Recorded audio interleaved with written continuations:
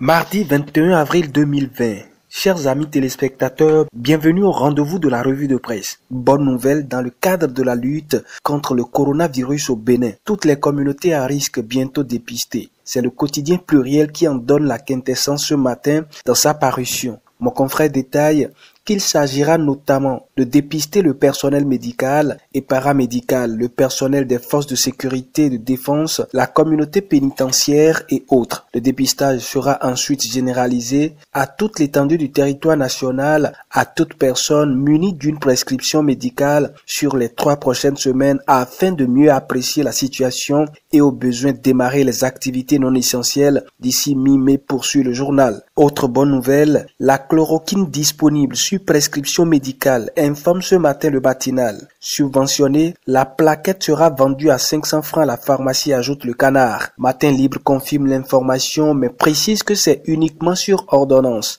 ce qui fait dire au quotidien La Priorité que le Bénin intensifie la riposte. Le Béninois libéré de renchérit que Talon sort la grande artillerie avec possibilité de 16 000 tests de dépistage par jour. Tout point fait, le Bénin passe à 54 cas, dont 27 guéris, 26 sous traitement et 1 décès. Pendant ce temps, les œuvres caritatives à la base se poursuivent par différents acteurs. Ce matin dans la presse, nous avons Rodrigue Oussou, à la une du quotidien Pluriel, qui soutient les populations de Savi. Mon confrère renseigne que c'était le week-end écoulé. Après avoir sensibilisé la communauté des émidiens et autres par ces temps qui courent, Rodrigue Oussou, répondant aux doléances de sa localité d'origine, a choisi d'offrir aux nombreux émidiens des masques et des uniformes.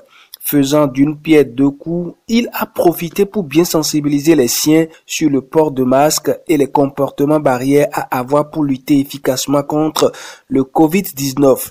Un geste salué par les bénéficiaires. Aussi dans la presse ce matin, l'honorable Dakpé Soussou offrait 10 000 masques et autres aux populations de sa localité. Comme à ses habitudes, l'élu parlementaire a encore fait parler son cœur. En cette période de crise sanitaire, publie le quotidien Mode Info 7. Il invite par ailleurs au respect des gestes barrières. En deux, nous avons les communales et municipales du 17 mai prochain. FCDB de Toleba et Moël Bénin de Ayadi soutiennent l'Union progressiste. Pluriel livre l'information ce matin. Le Béninois libéré parle d'union sacrée pour la victoire des idéaux de la rupture le 17 mai prochain et titre ce matin à sa une « Baiser sincère ». Moël Bénin et Union progressiste. Le Canard précise que c'est à l'issue d'une rencontre tenue ce dimanche à Cotonou que le mariage a eu lieu. Pour Matin Libre, ça se rapproche peu à peu. Le Canard se demande si la fusion est l'ultime issue. En attendant la réponse, c'est Emmanuel Koyi et le bloc républicain qui règne en maître